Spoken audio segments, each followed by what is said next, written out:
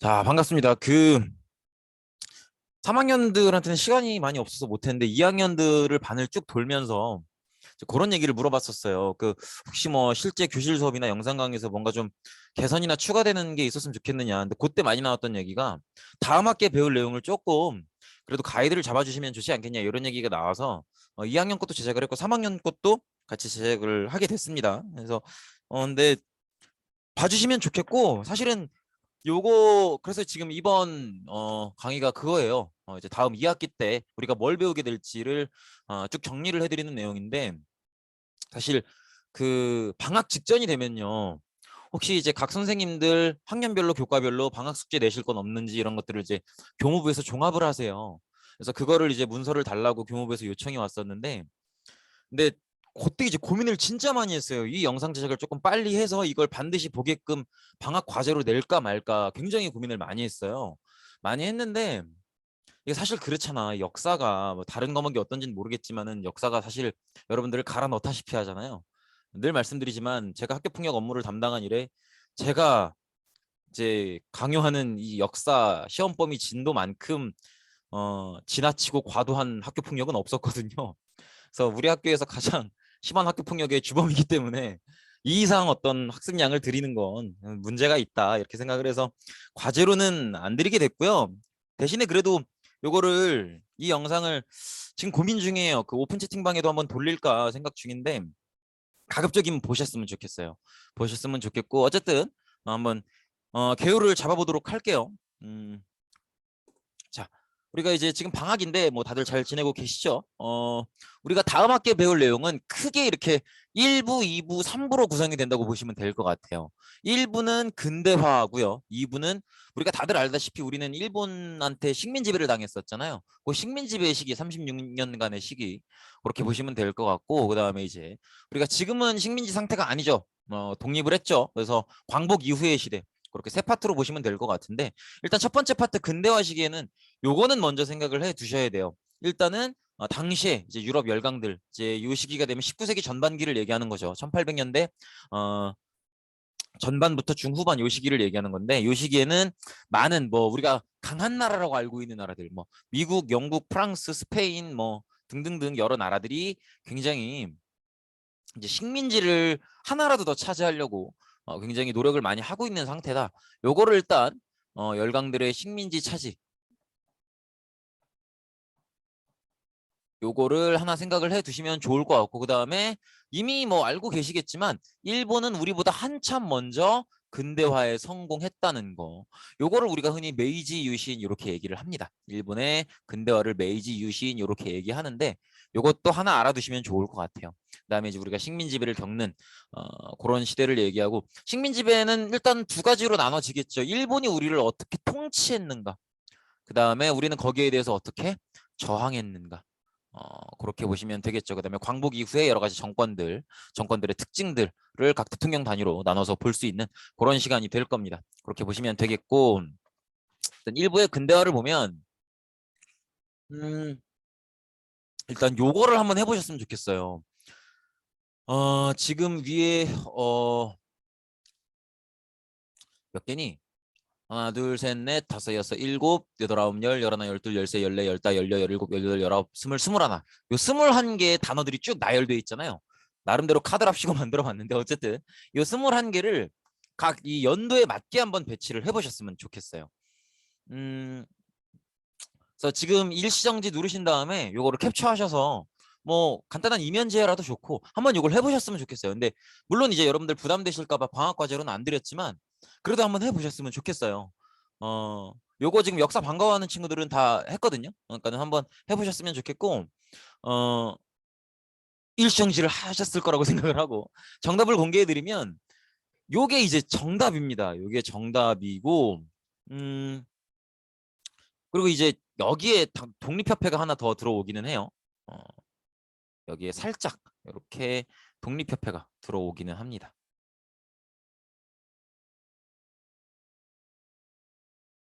이렇게 들어오긴 하는데 하나하나 보면 일단 1862년에 임술농민분기부터 볼게요. 이 1862년이 임술년이에요. 근데 그래도 좀 더 전국화된 시기는 63년 뭐 이렇게 얘기하기도 하는데 어쨌든 지금 이 단어를 특징을 잘 보셔야 되는 게 임술 농민봉기, 농민봉기니까 농민들이 반란을 일으킨 거예요. 농민들이 들고 일어선 거죠.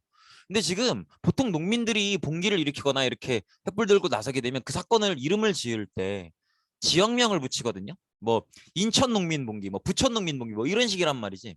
아니면 주도하는 사람의 이름을 짓거나. 근데 여기는 지금 임술이라는 시간의 이름이 붙었죠. 임술년, 그죠? 시간의 이름이 붙었잖아요. 이 얘기는 무슨 얘기냐면 어느 지역에 이름을 붙이기 민망할 만큼 뭐라는 거예요? 전국적으로 벌어졌다는 거죠. 이 얘기는 전국의 어떤 정치 자체가 개판이다, 썩어 들어가고 있다. 요거라는 걸 나타내 주는 거죠. 그래서 임술농민분기는 어느 지역명이 붙은 농민분기가 아니다. 즉 전국적으로 벌어진 농민분기다. 이것만으로도 이미 굉장히 전국적으로 벌어지고 있는 농민 반란이고, 그리고 이게 당시의 정치가 굉장히 썩어 들어가고 있다는 걸 보여준다는 거죠. 그럼 여러분들이 떠올리셔야 될 건 뭐예요?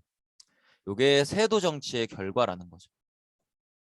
그래서 우리가 흔히 기억나실 거예요. 세금 제도가 혼란스러워지면서 뭐 삼정의 문란 이런 거 배웠던 거 기억나실 겁니다. 자, 이렇게 정치 전체가 혼란스러워지면 이걸 정리하는 사람이 나타나야겠죠. 그래서 집권하는 사람이 1864년에 흥선대원군이 집권을 하게 됩니다. 그래서 이제 흥선대원군은 자기 아들이었던 고종이 즉위를 하게 되면서, 그러니까 이 사람도 왕실인 거죠. 근데 고종이 너무 어릴 때 즉위하게 되면서 섭정이라고 하죠. 아버지가 대신 정치해주는 그런 역할을 맡게 되면서 집권을 하게 되는데, 흥선대원군의 기본적인 정치적 목적은 크게 두 가지예요. 근데 첫 번째로는 뭐겠어요? 일단 안 배워도 느낌이 오죠. 뭘 끝장내는 거겠어요? 세도 정치를 끝장내는 거겠죠. 세도 정치 아웃. 요게 이제 첫 번째 목적이 되고요. 두 번째는 요 시기는 이제 아까도 얘기했지만 각 서양 열강들이 하나의 식민지라도 더 찾으려고 막 뻗어나가던 시기란 말이에요.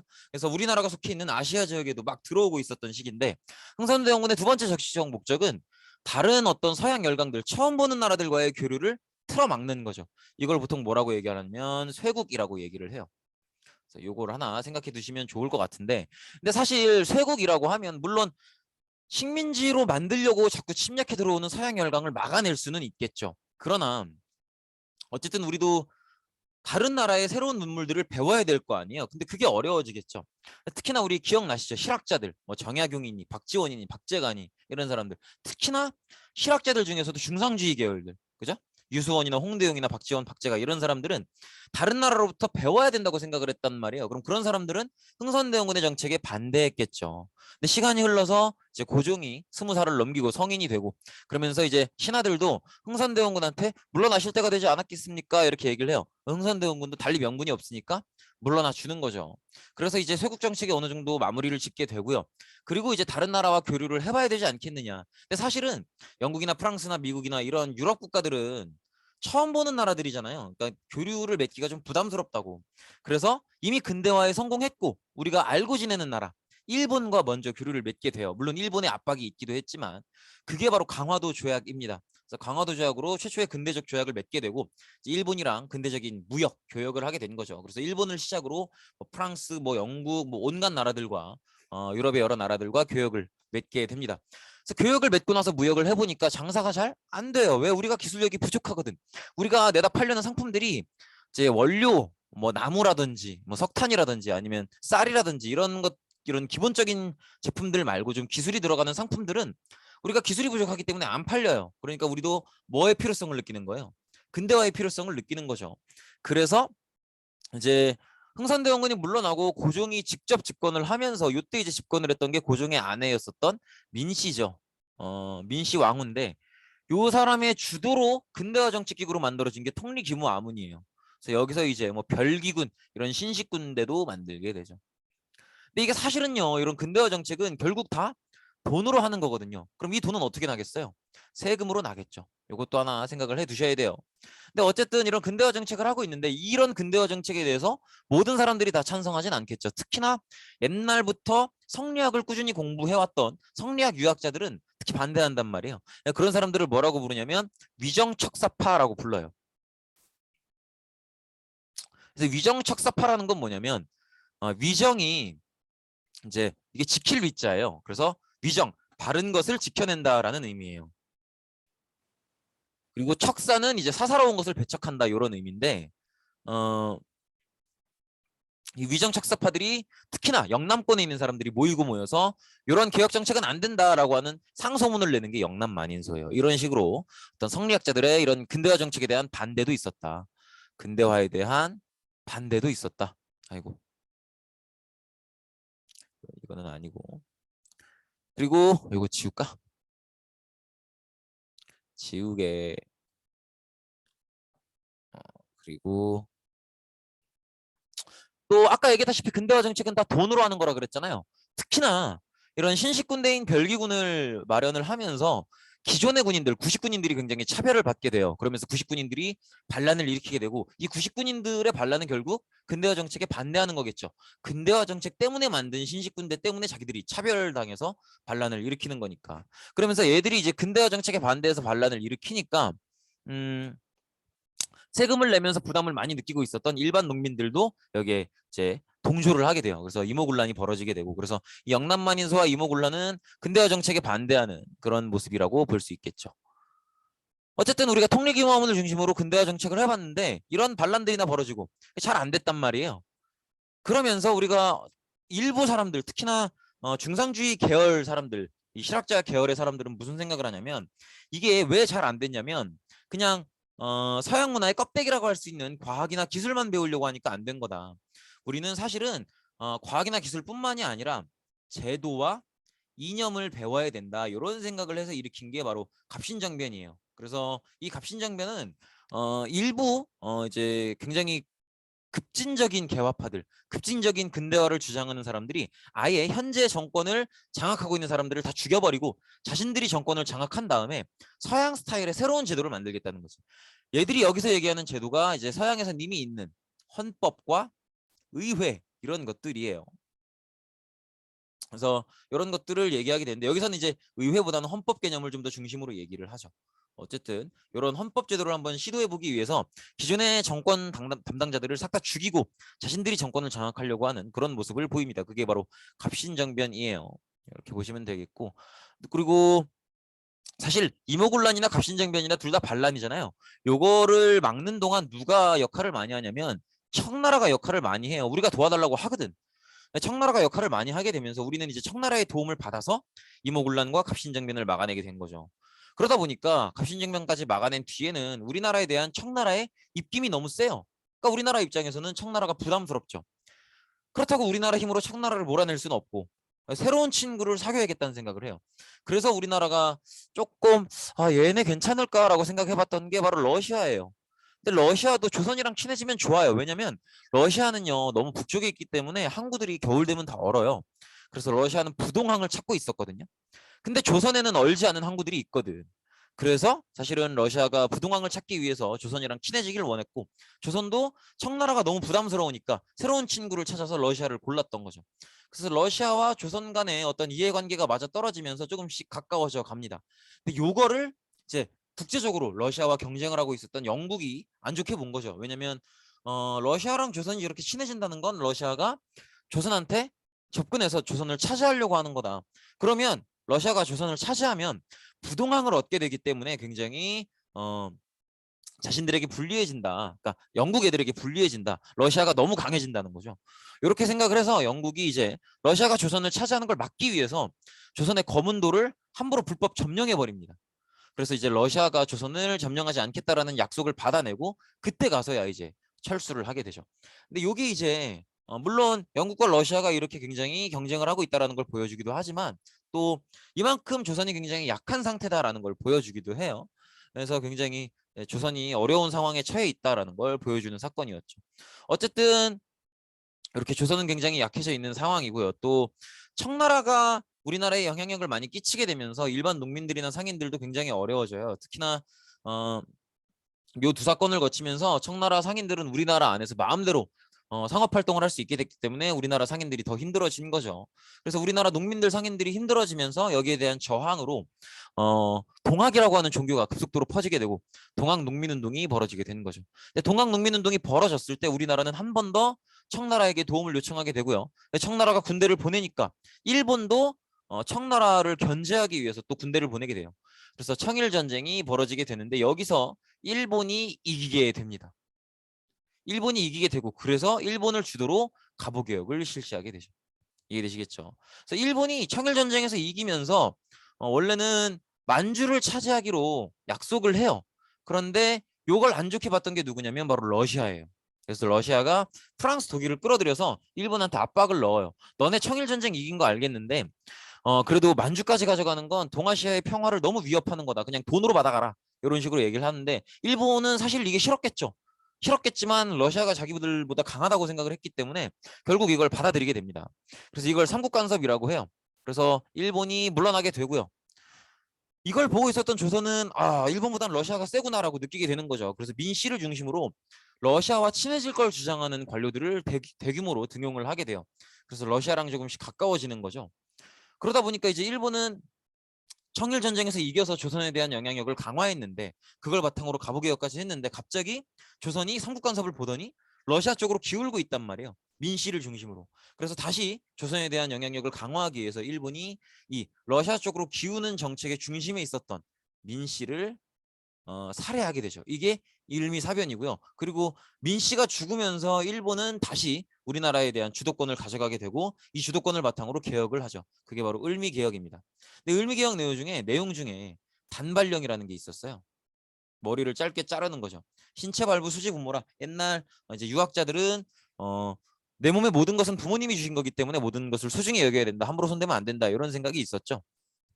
그래서 을미개혁의 단발령이 터지고 나서 안 그래도 을미사변 때문에 화가 나 있었던 유학자들, 성리학자들이 을미의병을 일으키게 됩니다. 여기까지 왔을 때 정신적으로 가장 힘든 건 누구겠어요? 고종이에요, 고종. 왜냐면 고종은 지금 자기 아내가 죽임을 당했단 말이에요. 그럼 슬프기도 하지만 사실 이 얘기는 뭐예요? 그 다음 타겟은 나라는 거거든. 그런 공포에 빠져 있는 상황에서 의병까지 벌어지고 있어요. 이러니까 굉장히 혼란스럽죠. 그래서 이 혼란을 피하기 위해서 아관 파천을 가요. 들어보셨겠지만 이 아관이라고 하는 건 러시아 공사관을 얘기해요. 근데 러시아 공사관으로 아관 파천을 간다라는 건 뭐예요? 사실은 다른 사람도 아니고 왕이 간 거잖아요. 즉 우리나라가 러시아에 의존하겠다는 거죠. 여기서 흐름을 잘 보셔야 돼요. 보세요. 청일전쟁에서 일본이 이겼죠. 그래서 가부개혁을 주도했잖아요. 우리나라에 대한 주도권을 일본이 가져가고 있죠. 근데 삼국간섭으로 일본이 러시아한테 껍벅 죽고 만주를 포기했죠. 이때는 러시아가 주도권을 가져간 거란 말이에요. 근데 을미사변으로 일본이 다시 주도권을 가져왔죠. 그래서 했던 게 을미개혁이죠. 그런데 다시 고종이 러시아 공사관으로 가면서 다시 러시아가 조선에 대한 주도권을 가져오고 있어요.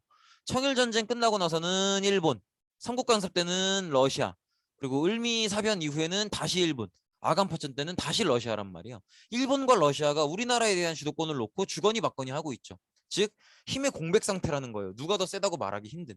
그래서 이 틈을 이용해서 이제 우리나라가 뭔가를 할 수 있게 된 거죠. 또 이걸 알고 있었기 때문에 독립협회라는 조직이 만들어지면서 이 독립협회의 지식인들이 지금 러시아 공사관으로 가 있는 고종 황제한테 뭐 하는 거냐 창피하게 빨리 거기 가서 도망가 있지 말고 무섭더라도 이겨내고 다시 제자리로 돌아와라 이런 주장을 해요. 이런 주장까지 받아들여서 드디어 이제 고종이 더 이상 조선이 아니라 나라 이름을 바꿔서 대한제국 즉 황제의 나라다라고 선포를 하게 되고요. 본인이 황제로 즉위하게 됩니다. 그리고 자신을 중심으로 광무개혁을 추진하게 되죠. 어쨌든 우리나라는 이런 상황이었고요. 그다음에 러시아와 일본은 계속 경쟁 중이죠. 우리나라에 대한 주도권을 놓고. 이렇게 경쟁을 하다 보면 결국 맞짱 떠야죠. 그래서 러일 전쟁을 일으키게 되고요. 여기서 일본이 이기게 되죠. 자, 그럼 보시면 일본은 청나라도 이겼고요. 러시아도 이겼죠. 즉 이걸 통해서 조선을 차지하게 되는 거고요. 그걸 단적으로 보여주는 게 바로 을사늑약입니다. 을사늑약에서 우리나라의 외교권을 빼앗고 통감부를 설치하게 되죠. 그래서 외교권을 빼앗은 이 을사늑약이 사실은 일본이 우리나라를 식민지배할 거다라는 어떤 거의 확정된 상황이라고 보시면 되겠고 이걸 아예 이제 공식화하기 위해서 1910년에 한일 병합을 하게 되죠. 그래서 이렇게 보시면 되겠다. 여기 이제 일부예요. 일부 3분의 1까지는 아니고 보통 이렇게 보시면 돼요. 우리가 아까 3부라 그랬잖아요. 근대화, 식민시대, 그 다음에 광복인데, 광복 이후인데, 아이고, 광복 이후인데 보통 4대 4대 2 이 정도 보시면 되거든요. 그러니까 여기까지가 전체 시험 범위 한 40%본 거죠. 자, 그 다음이 이제, 그 다음 뭐겠어요? 식민시대죠. 근데 식민시대는 아시는 것처럼 보통 두 가지를 중심으로 봐요. 일단은 일본이 우리를 어떻게 통치했는가, 어떻게 우리를 통치했는가를 보고요. 그 다음에 우리는 어떻게 저항했는가를 보게 됩니다. 일본의 식민 지배는 1910년부터 공식적으로 시작이 되고요. 보통 요 흐름이라고 보시면 돼요. 10년대 단위로 끊어진다고 보시면 돼요. 근데 1910년대는 어떨 것 같아요? 딱 예상을 해보면 사실 우리 막 그렇지 않나? 어쨌든 수련회 같은 걸, 요새는 수련회 그런 식으로 안 하나? 수련회 같은 데 가면 첫날이 제일 빡세잖아요. 그런 것처럼 이때는 식민 지배를 시작하는 상황이니까 엄청 빡세게 했겠죠. 그래서 이때를 무단 통치라고 불러요. 그래서 다양한 내용들을 배우겠지만 일단은 빡센 분위기다. 빡세다. 요걸 먼저 이미지를 생각해 주시면 좋고요. 그래서 여기서 이제 뭐 헌병경찰제 다 배울 거예요. 헌병경찰제, 그 다음에 뭐 토지조사 사업, 그 다음에 뭐 회사령, 이런 것들이 들어오게 되죠. 그다음에 1920년대에는 문화 통치가 이루어지게 됩니다. 사실은 이 계기에는 1919년에 3.1 운동이 있었고요. 그다음에 문화 통치 때는 조금이라도 부드러워진 어, 부드러워진 통치 모습을 볼 수 있고요. 그래서 여기 때는 이제 보통 경찰제가 들어오게 되죠. 보통 경찰제, 그다음에 뭐 산미 증식 계획, 그다음에 회사령의 철폐, 뭐 이런 것들이 들어오게 됩니다. 이렇게 보시면 되겠고, 1930, 40년대는요 일본 입장에서는 전쟁에 들어가는 시기예요. 전쟁에 들어가는 시기이기 때문에 굉장히 뭐랄까, 우리나라를 자신들의 전쟁에 이용하기 위한 병참 기지화 정책 다 보게 될 겁니다. 이렇게 보시면 되겠습니다. 이 정도, 그래서 가장 강력한, 가장 탄압이 심했던 시기가 바로 1930, 40년대다. 이렇게 보시면 되겠고요. 그리고 여기에 대해서 우리는 저항을 해야겠죠. 그래서 사실 1910년대는 워낙 이제 식민 통치를 시작하는 시기고 빡세게 통치가 이루어지던 시기이기 때문에 국내에서의 활동은 좀 쉽지 않겠죠. 뭐 물론 비밀운동 조직도 있습니다만, 그래서 주로 보통은 이렇게 국외 독립운동 기지를 만드는 그런 방향이 되고요. 그다음에 국내에서도 사실은 한 9년, 한 10년 가까이는 참아봐요. 참아보다가 이제 참다가 1919년에 3.1 운동을 일으키게 되는데, 3.1 운동은 뭐 뭔지는 아시죠? 만세 운동. 근데 요거는 나중에 이제 두 가지를 중요하게 기억하셔야 돼요. 두 가지의 배경이 돼요. 즉 3.1 운동을 끝으로 임시 정부를 만들게 되고요. 그다음에 일본도 3.1 운동을 보고 무단 통치를 중단하고 문화 통치를 시작하게 된다는 거 정도를 받으시면 좋지 않겠나, 이런 생각이 드네요. 자, 그리고 1920년대에는 어쨌든 통치 방식이 좀 부드러워졌기 때문에 국내에서도 독립운동이 있게 됐는데, 국내의 독립운동은 직접적으로 막 칼 들고 싸운다든지 총 들고 싸운다든지 이런 분위기는 아니고 일본이 허락해주는 범위 안에서 실력 양성 운동이라는 걸 하게 됩니다. 근데 이제 우리의 실력을 기르자는 거죠. 근데 여기서 말하는 실력이라고 하는 건 크게 두 가지를 생각하시면 돼요. 인간의 실력은 뭐겠어요? 결국 두 가지란 말이에요. 돈이 얼마나 있는가, 아는 게 얼마나 많은가, 그거예요. 그래서 돈이 얼마나 있는가, 즉 돈을 많이 벌기 위해서 산업을 발전시키려는 노력, 산업과 경제를 발전시키려는 노력, 그 다음에 아는 게 많기 위해서 교육을 발전시키려는 노력, 이 두 가지 방향으로 가게 된다는 거 정도 기억해 두시면 되겠고, 그다음에 국외 지역에서는 1910년대 때 만들었었던 국외 독립운동 기지들, 뭐 연해주라든지 뭐 만주라든지 멀리는 하와이라든지 미주라든지 이런 지역들, 중국에도 많이 있고요. 그래서 그런 지역들을 중심으로 전투가 벌어지게 된, 특히나 연해주에서 전투가 많이 벌어지게 됩니다. 연해주와 만주에서. 그래서 뭐 봉오동 전투 들어는 보셨을 거예요. 홍범도 장군의 봉오동 전투, 그다음에 김좌진 장군의 청산리 전투, 뭐 이런 전투들이 있었다라는 거 정도 보시면 되겠고, 1930, 40년대는 아까 얘기했던 것처럼 일본이 본격적으로 전쟁에 들어가게 됩니다. 여기서 말하는 전쟁은 이제 2차 대전에 조금씩 들어가기 시작한다, 이렇게 보시면 될 것 같아요. 그래서 중국과 미국을 상대로 싸웠던 전쟁을 얘기하는 건데, 일본이 이렇게 본격적으로 전쟁에 들어가게 되면서 우리나라의 독립운동을 하는 세력들도 이제 일본을 상대로 전쟁을 하려고 하는 그런 모습을 보이는데, 그러려면 우리가 먼저 하나가 되어야겠죠. 사실 당시에 이 독립운동 하시는 분들은 크게 두 세력으로 나눠져 있었단 말이에요. 민족주의와 어, 사회주의, 이렇게 두 계열로 나눠져 있었는데, 요 세력들이 일단은 독립운동에 집중하자라고 하는 민족유일당 운동으로 합쳐지게 되는 그런 모습을 보이기도 한다. 이렇게 보시면 되겠죠. 민족유일당 운동으로 합쳐진다. 이렇게 보시면 되겠습니다. 요게 이제 저항의 큰 흐름이고요. 그다음에 이제 광복 이후를 보시면 사실 광복, 즉 우리나라가 독립을 했다라고 하는 건요. 좀 더 사실 구체적으로 얘기하면 일본이 2차 세계대전에서 패전하면서 미국에게 항복했다. 요걸 얘기하는 거예요. 그렇기 때문에 일단 우리나라는 남한은 이제 미국의 군대가 점령을 해서 정부를 조직하게 되고요.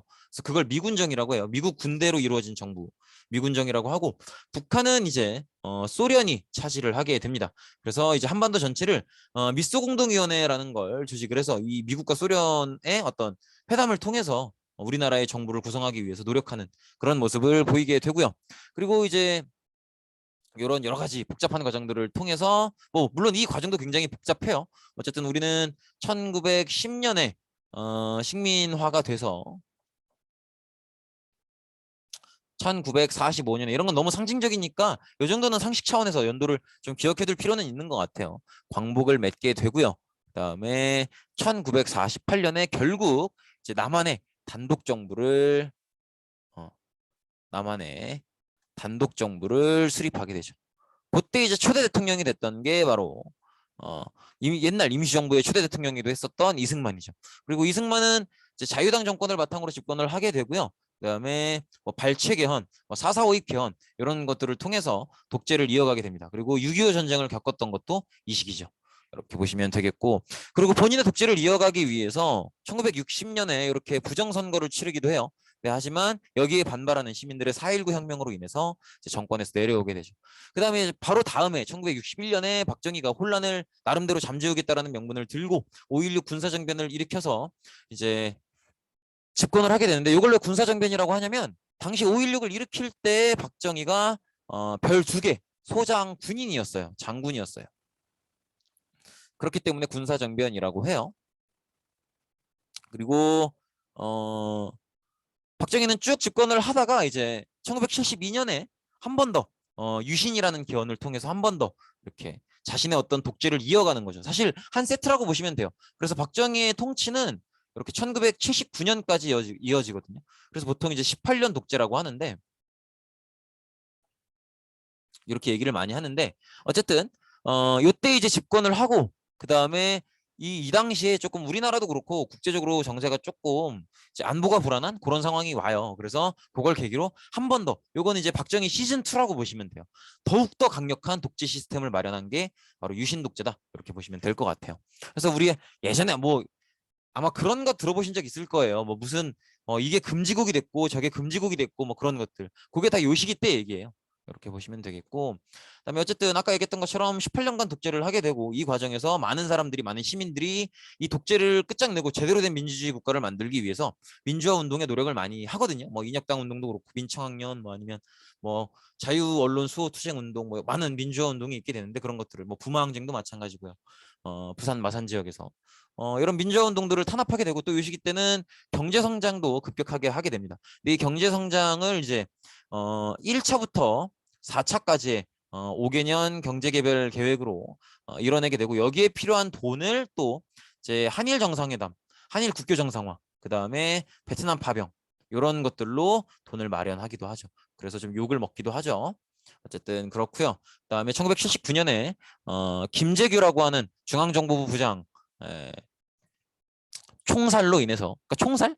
그러니까 김재규라는 사람이 이 박정희라는 사람과 이제 술을 마시다가 박정희를 죽이게 됩니다. 김재규라는 사람도 중앙정보부장이라는 지금으로 치면 국정원이죠. 국정원 원장이라는 굉장히 큰 역할을 맡고 있던 사람인데 이 사람이 이제 박정희를 죽이게 되면서 박정희의 집권은 끝이 나게 됩니다. 그리고 그 다음에 집권했던 게 바로 전두환입니다. 전두환은 이 박정희 살해 사건의 어떤 수사본부장을 맡으면서 권력의 중심에 서게 되고요. 이 권력을 이용해서 이 사람도 군인이었어요. 이 사람도 군인이었고 그래서 1979년에 12.12 쿠데타를 일으키고 그리고 본인이 집권을 하게 되는데 여기에 반대해서 이제는 군인이 독재하는 건 더 이상은 안 된다. 민주화가 이루어져야 된다라고 해서 1980년에 5.18 광주 민주화 운동이 벌어지게 되는데 이걸 이제 폭력 탄압을 하죠. 총을 쏴서. 그래서 광주 민주화 운동을 탄압하고 그다음에 집권을 하게 되죠. 그리고 이때 이제 7년 단임 간선제 그래서 7년 단임이라고 하는 건 뭐냐면 대통령을 7년 동안 하는데 대통령을 평생에 한 번만 할 수 있다. 그러니까 전두환은 난 한 번만 하겠다 이렇게 약속을 한 거죠. 대신에 대통령은 간선제, 즉 일반 국민들이 직접 뽑는 게 아니라 정해진 사람들이 대통령을 뽑는 그걸 대통령 선거인단이라고 해요. 그래서 이런 식으로 헌법을 개정하게 됩니다. 이 얘기는 뭐예요? 나는 대통령을 한 번만 할 거지만 내 마음에 드는 나랑 친한 사람을 다음 대통령으로 올리겠다는 거죠. 그래서 그 뒤에서 이렇게 어떤 은퇴한 왕 노릇을 하겠다는 거죠. 이렇게 보시면 되겠고, 그리고 1988년에 올림픽을 유치하게 되고요. 그리고 우리는 여기에 대해서 당연히 저항을 해야겠죠. 그래서 1987년 올림픽 한 해 전에 6월 민주항쟁을 통해서 민주화를 이뤄내게 돼서 이때 이제 87년 헌법이라고 보통 얘기 많이 합니다. 요게 이제 현재 우리나라의 헌법이 만들어지죠. 그래서 지금은 뭐예요? 5년 단임 직선제죠. 여기까지. 그래서 지금은 이제 대통령을 한 번만 할 수 있고 한 번에 5년 할 수 있고 그다음에 대통령 선거는 일반 국민이 직접 하는 그런 형태로 헌법이 만들어지게 됩니다. 여기까지가 우리가 기말고사 때 배워야 될 내용입니다. 내용 되게 많죠. 내용 되게 많아요. 진짜 많은 내용이고요. 그리고 할 말이 없네. 굉장히 많은 내용인데 사실 이게 지금 여러분들이 공부하시기가 더 어려울 수 있는 게 학원에서 혹시 역사를 배우신 분들은 도움이 안 될 거예요. 왜냐면 제가 무슨 학원가를 뭐 이렇게 안 좋게 얘기하겠다 그게 아니라 제 욕심이 맞는데요. 지금 인천 관내에서 특히나 서구 관내에서는 지금 여기를 시험 범위로 건드린 학교가 거의 없을 거예요. 여러분들만 배울 거예요. 근데 저는 몇 번 말씀을 드렸지만 어떻게 해서든 이번 1년 안에 여러분들이 기본 골격이라도 한국사를 처음부터 끝까지 다 만지고 가기를 원해요. 교과서도 그렇게 구성이 되어 있고. 그렇기 때문에 이렇게 좀 무리하더라도 이렇게 구성을 한 거고요. 그래서 지금 여러분들의 작년 선배들이랑은 교육과정을 좀 달리 구성을 하려고 해요. 그래서 사실 여러분들 1년 선배들은 이렇게 진짜 빽빽하게 근현대사를 배웠거든요. 여러분들은 내용을 조금 더 간단하게 단순하게 리빌딩을 하려고 합니다. 그래서 조금 그래도 여러분들의 부담을 많이 덜어드리려고 노력을 많이 할 거고, 그리고 그래도 힘들 거예요. 그래도 힘들 거니까 방학 때 많이 쉬어두시고, 그다음에 요거 한 방학 짧지 않잖아요. 뭐 이렇게 하루에 한 번 봐라 이런 얘기는 못 하겠는데 그래도 방학 전체를 걸쳐서 한 두세 번만 봐주시면 감사할 것 같아요. 어, 그렇게 말씀을 드리고 요 영상을 보는 건 당연히 방학 숙제는 아니지만 그래도 그냥 권해드리는 거예요. 이해되시겠죠? 사실 그렇잖아. 이게 학교 수업도 아니고 개인 유튜브 영상인데 그걸 어떻게 방학 숙제까지 해서 강제성을 부여해서 내 조회수 올려달라고 하겠어요. 그래서 이제 방학 숙제로 안 낸 거예요. 근데 어쨌든 그래도 여러분들의 공부를 위해서 저 이걸로 돈 벌고 이런 거 절대 아니거든요. 그러니까는 꼭 이렇게 한 번씩 봐주시면 도움이 될 거다 이런 말씀을 드립니다. 그리고 다음 학기에 역사 공부가 쉽지 않을 겁니다. 근데 그건 자연스러운 거예요. 여러분들이 학생으로서 있는 동안만큼은 재작년보다 작년이, 작년보다 올해가, 올해보다 내년이, 내년보다 내후년이 더 힘들어야 맞아요. 왜냐면 여러분들이 성장을 하고 실력이 더 올라가니까요. 학교 입장에서도 더 어렵고 더 힘든 걸 제시해야 맞죠. 우리가 게임을 하는데 1탄보다 2탄이 쉬운 게, 2탄보다 3탄이 쉬운 게 말이 됩니까? 이번 탄 왕보다 다음 탄 왕이 더 어려워야죠. 이해되시겠죠? 그렇게 성장을 하는 거죠. 하여튼 화이팅 하시고, 화이팅 하세요. 더 이상 할 말이 없네요. 네, 마치겠습니다. 고생 많으셨습니다.